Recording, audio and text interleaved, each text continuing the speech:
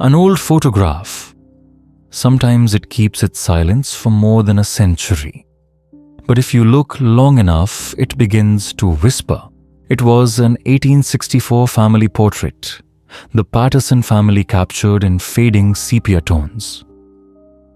Patriarch James Patterson stood tall and dignified. His wife Eleanor seated beside him, their 3 children arranged with practiced poise. At first glance, it looked like any other image from the Civil War era, polite, composed, frozen in time. But when Dr. Eliza Wilson, a historian at Charleston University, lifted the photograph from its dusty archive box, something about it refused to let her go. The air in her cramped office smelled of paper, and age, the kind of scent that carries memories. As she adjusted her glasses, she whispered almost to herself, "Just another typical Civil War family, right?" And yet, her eyes kept drifting to the man in the background, the enslaved figure standing still and silent. His gaze lowered, his hands folded neatly before him. A presence almost like a shadow.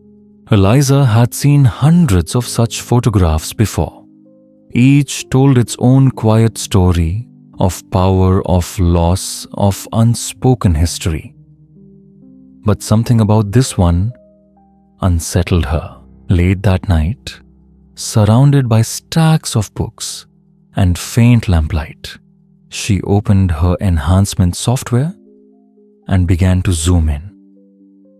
She studied the arrangement, the posture of the father, the angle of the wife's chair, the distant outline of the enslaved man. And then she saw it, a tiny detail.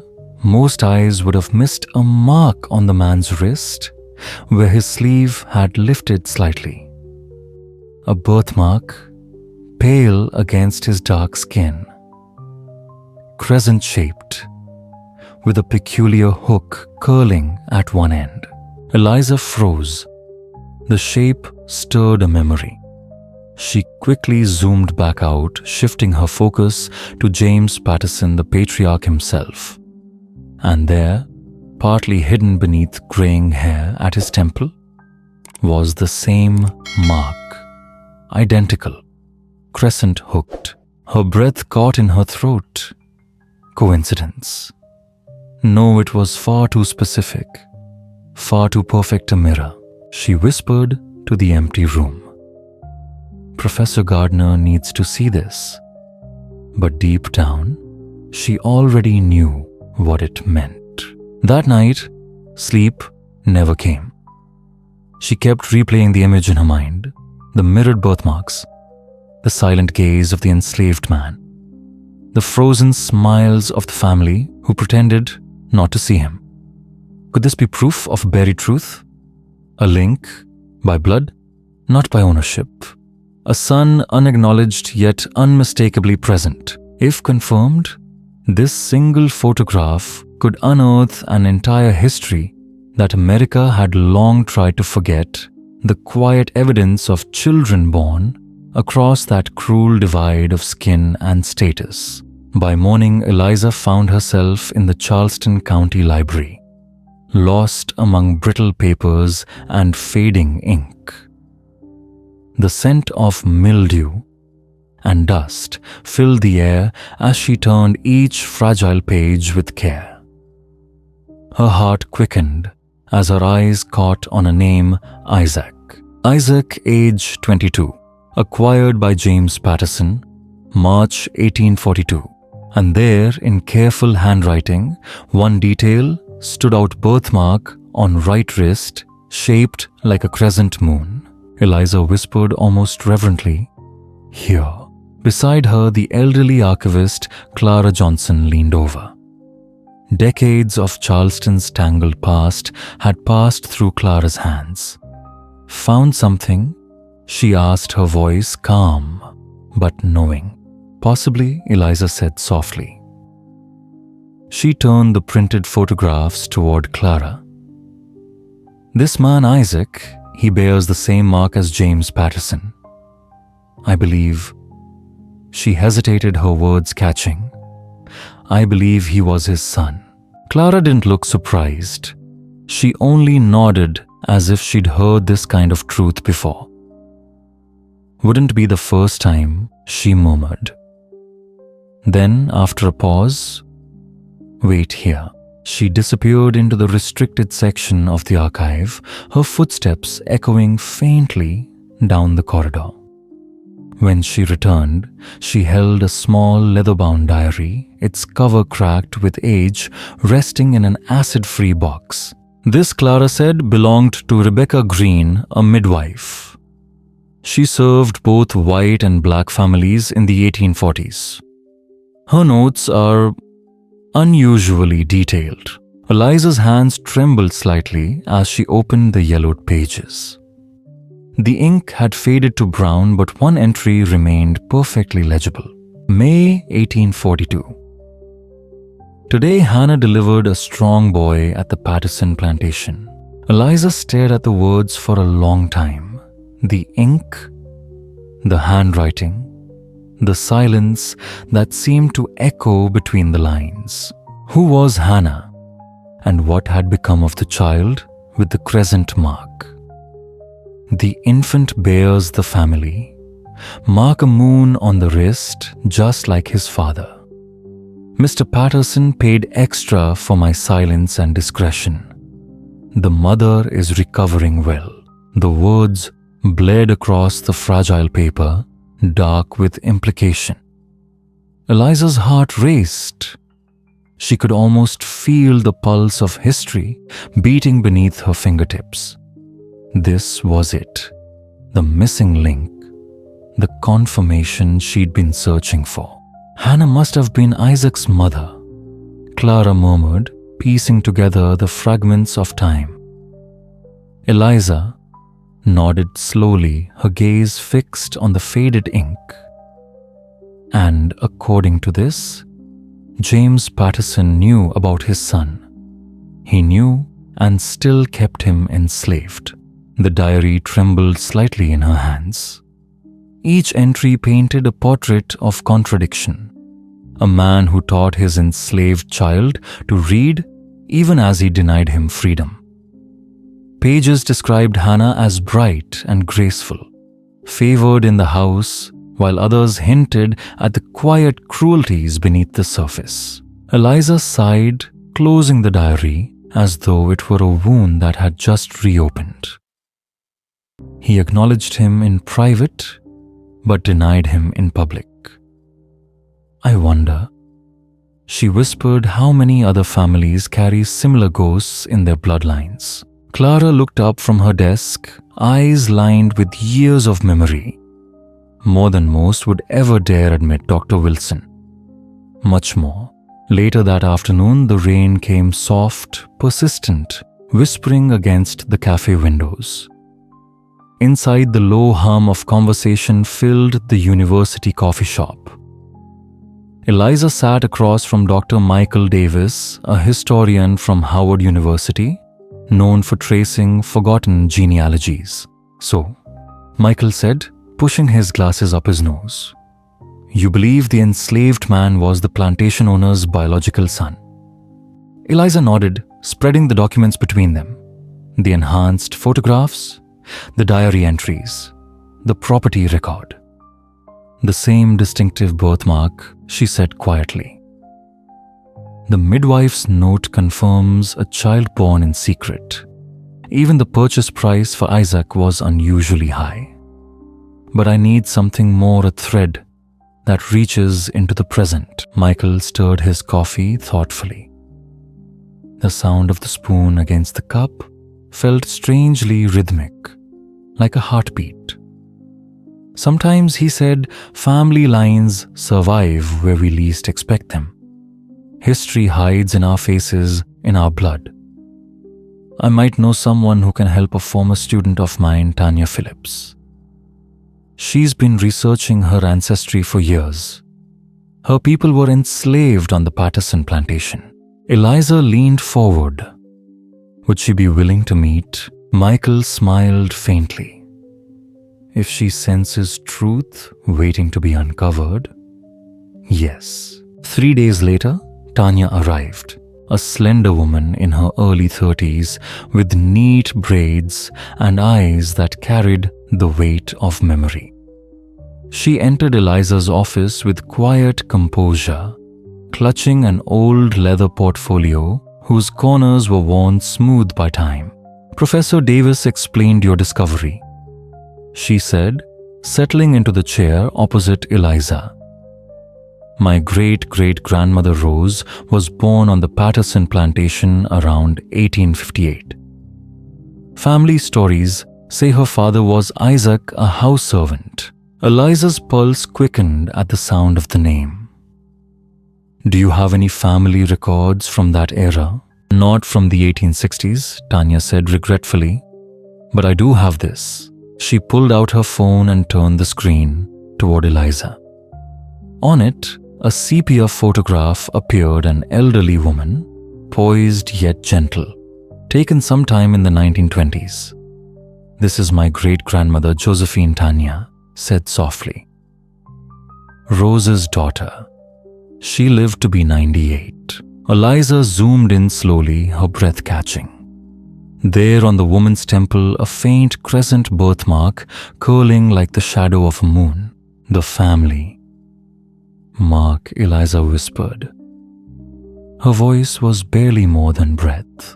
Tanya leaned closer, her eyes widening. She looked from the old Patterson photo to her own family image. "What does this mean?" Eliza hesitated, aware that her words would alter more than one life. "It means," she said gently, "that you may be a direct descendant of both Isaac and James Patterson. Two bloodlines, joined through a secret history." For a long moment, Tanya said nothing. Her hands trembled slightly as she traced Isaac's outline in the old photograph, the enslaved man with the bowed head. "My grandmother used to say we carried the mark of our true history," Tanya whispered. "I never understood what she meant until now." The Patterson mansion still stood, though time had changed its purpose. The great antebellum house with its tall white columns and sweeping veranda now served as a museum, a monument to both beauty and guilt. Eliza and Tanya walked its long corridors together, their footsteps echoing softly on polished wood. Portraits of solemn ancestors lined the walls. Their painted eyes seemed to follow every visitor, as though guarding their secret still. Eliza paused beneath one particularly large painting, James Patterson himself rendered in oil and pride, his gaze cold and distant. The same temple, the same faint crescent mark beneath his hairline. She turned to Tanya and asked quietly, "Do you ever wonder? How much truth can a house hold before its walls begin to whisper?"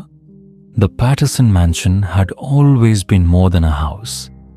It was a story carved into wood and marble, layered with pride, silence, and ghosts. The Pattersons were one of Charleston's most influential families, the tour guide recited smoothly, her practiced voice echoing faintly through the grand parlor. James Patterson made his fortune in cotton and rice, owning 3 plantations by 1850. He and his wife Eleanor had 3 children, William, Robert, and Mary. William's line continued the Patterson name, and his descendants remain prominent in Charleston today. Doctors, lawyers, judges. As she spoke, Tanya lingered by the large portrait of James Patterson. The man's painted eyes watched over the room, cool and commanding. Her gaze drifted to his hairline, to the place where in life the crescent-shaped mark would have been. In the portrait, that patch of skin was neatly concealed beneath a lock of painted grey hair. coincidence, or intention. The family silver bears the Patterson crest. The guide continued, gesturing toward a gleaming case. Notice the crescent moon, motif a symbol used by the family for generations. Eliza and Tanya exchanged a quiet look. The mark, hidden in plain sight, polished into silver, repeated on banners and seals. What had once been a private shame had become the family's emblem. When the tour ended, Eliza approached the guide. Would it be possible, she asked, carefully, to contact any of William's descendants for research purposes? The guide's expression brightened. Oh, certainly. Dr. Thomas Patterson, he's on our board of trustees, a cardiologist at the medical university. Quite proud of his family's legacy. I can forward him your contact information. 2 days later, Eliza found herself in Dr. Patterson's office, paneled in dark wood, the scent of old books and varnish heavy in the air. Thomas Patterson was in his 70s, his posture straight, his voice measured. The resemblance to his ancestor was unmistakable. The same pale blue eyes, the same square jaw, softened only by time. My family has lived in Charleston for 7 generations, he said proudly, placing a leather-bound album on the table. We've kept our records carefully. Tell me, Dr. Wilson, what aspect of our history interests you? Eliza hesitated. A photograph, she said finally. Taken in 1864. It features your ancestor James Patterson and a man named Isaac. Something flickered behind Thomas's calm expression. Ah, he said quietly, there have always been rumors about plantation owners and their slaves. But without proof, they remain only stories, don't they? Eliza didn't answer. Instead, she slid 2 photographs across the desk, one of James Patterson, one of Isaac. Each enlarged, each showing the same crescent mark. Thomas went still. His eyes dropped to the photographs, and for a long moment, he said nothing. Then, almost unconsciously, his hand rose to his right temple, brushing aside a strand of silver hair. There it was, the faint curve of the same crescent. My granddaughter was born with this mark, he murmured at last, his voice subdued. We've always called it the Patterson moon. He looked again at the photograph of Isaac, the enslaved man, standing quietly behind his white family. I never realized, he whispered. His eyes lifted to Tanya. Who is this man to you? That night, rain swept across Charleston, drumming gently against the windows of Eliza's small apartment. Lightning flashed, then faded, leaving the room lit only by lamplight, and the reflection of old photographs spread across the table. Tanya sat opposite Thomas, her expression steady, though her hands trembled slightly around a cup of untouched tea. Between them lay the enlarged image of Isaac, the silent witness of their shared blood. So Tanya said softly after a long silence, we're family. Thomas exhaled slowly, eyes downcast. This is difficult to process. Not unwelcome, but unexpected. Imagine how Isaac felt. Tanya replied, her voice low but unwavering. Watching his father's family live free and privileged while he remained their property. Thomas flinched. The sins of our fathers, he murmured. I can't defend it. Eliza, sitting quietly nearby, finally spoke. Her tone was calm, steady, the voice of someone who carried the weight of both history and empathy. Not sins only, she said softly, but stories too buried under shame and silence. There's more to uncover. She opened the midwife's diary, its pages delicate as moth wings, and turned to the entries she had marked. Rebecca Green recorded multiple notes about Isaac. It seems James Patterson secretly taught him to read, despite the laws forbidding literacy among the enslaved. And later records show Isaac was freed in 1855. Thomas looked up sharply. Freed. Then why does he appear in that 1864 photograph standing behind the family, as if still their servant? Eliza pointed to another entry near the end of the diary. Because he chose to stay. Rebecca wrote that Isaac remained on the estate as a paid servant by choice, not by force. She mentioned his closeness to Robert James's youngest son, half-brothers by blood, though not by law. For a long time, none of them spoke. Outside, thunder rolled over Charleston, soft, distant, like the echo of footsteps long vanished. Inside, the truth sat between them, fragile as old paper, yet heavy enough to change everything. The photograph, Eliza realized, had never been what it seemed. It appeared to capture a family gathering, yet every gesture, every gaze within that faded frame seemed to hide an unspoken truth. Isaac stood not as property, but as kin, his posture humble, yet unmistakably familiar. Thomas looked up sharply, realization dawning, like a long-buried memory surfacing at last. Robert, he murmured, voice unsteady, was my great-grandfather. He never married Eleanor's daughter Mary, as the family claimed. Instead, he married a woman from Virginia, Catherine. And according to my family's oral history, Tanya added softly, setting her teacup down, Isaac named his daughter Rose after a young girl from the Patterson household. The story goes, they played together as children, despite the boundaries that should have kept them apart. Thomas reached into his worn leather portfolio, pulling out a faded sepia photograph preserved behind an acid-free sleeve. This, he said, is Robert with his daughter, Rose Patterson. Around 1870, Tanya's breath caught as she retrieved her phone, trembling slightly. And this is my great-great-grandmother, she whispered. Rose, Isaac's daughter, taken around the same time. When the two images were placed side by side, time itself seemed to falter. Two young women, one born into privilege, the other into the shadow of its aftermath, shared the same eyes, the same resolute jaw, the same proud defiance. The resemblance was subtle, but undeniable. They knew. Thomas whispered, his voice breaking the stillness. They must have known they were cousins.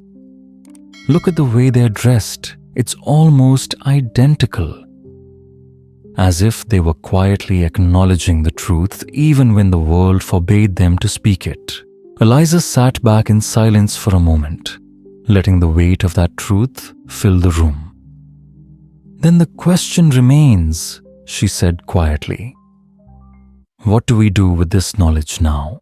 Her research soon led them to the University of Virginia's special collections, where a set of personal papers belonging to Robert Patterson had been stored after being found in a forgotten attic in the early 2000s. The archive itself was a modern glass and concrete structure, eerily sterile, yet protecting fragile fragments of lives long gone. These documents haven't been fully catalogued. The archivist explained, carefully placing acid-free boxes on the long oak table. They were donated by the Patterson estate about 20 years ago, but you're among the first to actually request access. Eliza, Thomas, and Tanya worked in near silence. Hours passed as they sifted through yellowed letters and brittle ledgers, the ghosts of daily life from another century. For Thomas, each signature in Robert's hand felt like meeting an ancestor's gaze across time. Then Tanya noticed it. At the bottom of the third box, among mundane correspondence, lay a single yellowed envelope. Unlike the rest, it was addressed simply for Isaac. "Look at this," she whispered. With gloved hands and the archivist's permission, she carefully unfolded the letter inside. The ink had faded, but the handwriting, precise, deliberate, was still legible. It was dated July 15th, 1870, 5 years after the Civil War's end. "My dear brother, though we share this bond in secret, I have always considered you family in the truest sense. Father confessed everything before his death last winter, and I have carried both the burden and the blessing of this knowledge since then. Your daughter Rose and my Rose have formed a friendship that brings me both joy and sorrow. Joy because our blood recognizes its own. Sorrow because the world would condemn what is natural, the love of kin, though divided by name and color. I have deposited funds in your name at the Freedmen's Bank in Charleston. It cannot repay what was taken, but perhaps it may help your Rose and her children after her. The account book is enclosed. When they take our photograph next week for Father's memorial stand. Proud. One day perhaps the truth of our family will be known without shame or secrecy. Your brother in blood, if not in law, Robert." Tanya's voice trembled as she read it aloud, her words echoing softly through the quiet archive room. By the time she finished, her eyes shimmered with tears. Thomas sat motionless, his throat tight with emotion. He knew, he whispered. Robert knew everything and still chose to honor it. He couldn't fight the system, but he found a way to leave a trace. Eliza leaned back, realization dawning. "The photograph," she murmured, "the one I found in Charleston University's archives. It must be the memorial portrait mentioned in the letter." Thomas nodded, emotion breaking through his composure. He wanted the truth remembered. He made sure there would be proof, a photograph, a letter, a bank record, something future generations could find. Over the following weeks, Eliza's once tidy office transformed into an intricate web of discovery. The walls were plastered with documents, timelines, and hand-drawn family trees that connected the Patterson and Isaac lines across a century of separation. Colored notes linked events to photographs, while strings traced the flow of hidden kinship through Charleston's history. "What we're seeing here," Eliza said during one long evening session, "is remarkable." She pointed to a weathered newspaper clipping from 1868. After the war, Isaac opened a carpentry shop in Charleston. Fine furniture and cabinetry. According to city records, his first client was Robert Patterson. Financial support disguised as business. Thomas murmured, the realization striking deep. "Exactly," Eliza replied. It was how Robert could help his brother survive without drawing attention. Tanya flipped through another file and looked church records from First Presbyterian. Both families attended the same congregation after 1870. Different sections, of course, but the same pews, the same sermons. Silence settled over the room, the kind that carries both awe and grief. For generations, these two families had lived parallel lives, divided by race and reputation, yet bound by blood and a quiet, enduring love that had survived everything else. The enlarged photograph of the Patterson family appeared on the screen, silent, grainy, and impossibly alive. One by one, Eliza zoomed in on the faces, the brush of light against their features, and finally the matching crescent birthmarks. This, she said softly to the auditorium, is not only the story of one family. It represents thousands of unacknowledged connections scattered across America's divided past threads that were hidden in plain sight. In the front row sat Thomas and Tanya, side by side, no longer strangers bound by coincidence, but by blood, history, and choice. When Eliza invited them to the stage, a low murmur rippled through the audience. Thomas stepped forward first. "My name is Dr. Thomas Patterson." He began, his voice steady but full of quiet awe. "And today I've learned that my family's story is both more complicated and far richer than I ever imagined." Tanya joined him, taking the microphone with calm grace. "I'm Tanya Phillips," she said. "The man in this photograph, Isaac Freeman, was my great-great-great-grandfather. But so was the man beside him, James Patterson."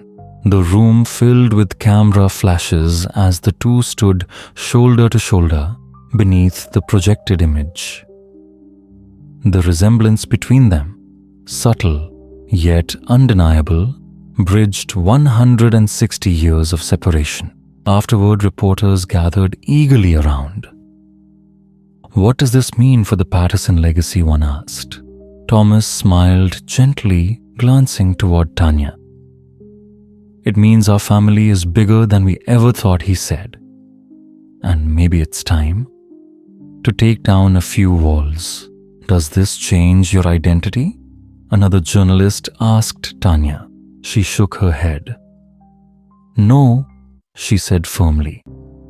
"But it expands our understanding of American history." These connections weren't rare. They were everywhere, simply hidden. 6 months later, on a perfect autumn afternoon, sunlight filtered through Charleston's ancient oaks draped in Spanish moss. At Magnolia Gardens, that lush relic of the Old South, something extraordinary was happening. For the first time, the descendants of James Patterson and Isaac Freeman gathered together for an official family reunion. Beneath the same spreading branches that had once shaded their ancestors, laughter mingled with memory, and history, long divided, began to knit itself back together. Thomas and Tanya had spent those intervening months reaching out to both sides of their lineage. They'd faced disbelief, hesitation, and even quiet resistance, but they had also found curiosity, empathy, and relief. Some relatives had known, or at least suspected, that their family tree had unseen roots, and now, here they were, nearly 100 people gathered not by accident, but by blood and courage. The crowd was a living portrait of America itself, pale and dark-freckled and sun-kissed, their features diverse, yet strangely familiar. The same strong jawlines, the same slant to the smile, the same deep-set eyes that had watched history pass from plantation fields to university halls. Eliza stood off to one side, quietly observing. The culmination of months of research, of years of silence, finally breaking, unfolded before her. Her article in the American Historical Review had inspired similar investigations across the country. Museums, universities, and local archives had begun re-examining forgotten portraits, looking for the same invisible patterns of kinship hidden in the grain of old photographs. "You've started something remarkable," said Professor Gardner, approaching with a glass of lemonade. Eliza shook her head softly. "They did?" she replied, gesturing toward the families mingling beneath the oaks. Robert and Isaac. They made sure the truth survived long enough for someone to find it. I only helped decipher the message they left behind. At the center of the gathering stood 2 framed photographs side by side on a carved wooden easel. One restored from 1864, the Patterson family standing together in solemn grace. The other taken that very morning, the reunited descendants of both lines, Thomas and Tanya, at the center, surrounded by children cousins and elders whose faces mirrored one another across time. The compositional echo was deliberate and hauntingly beautiful, a bridge between past and present, between what had been concealed and what was now spoken aloud. A little girl, no more than 5 years old, wandered toward the old photograph. Her curls glowed in the amber light. She studied Isaac's image for a long moment, then pointed at his temple with wonder. "He has the moon mark like mine," she exclaimed, rolling up her sleeve to reveal a small crescent birthmark on her wrist. Her mother knelt beside her, smiling. "Yes, sweetheart, that's our family's mark. It connects us all the way back through time." The child nodded satisfied and ran off to play with her new cousins, her laughter mingling with the sound of the wind through the moss. Eliza watched her go, a quiet smile forming. In that child, the weight of centuries seemed to soften history, no longer a wound, but a story reclaimed. The secret that had slept inside an old photograph had finally fulfilled its purpose to reunite what should never have been separated. As the sun dipped lower, the families gathered for one final photograph beneath the golden trees. No coded messages this time, no secrecy, no shame, just faces illuminated by light and legacy, standing together as one family finally visible in the open air. And as the camera clicked, history itself seemed to exhale.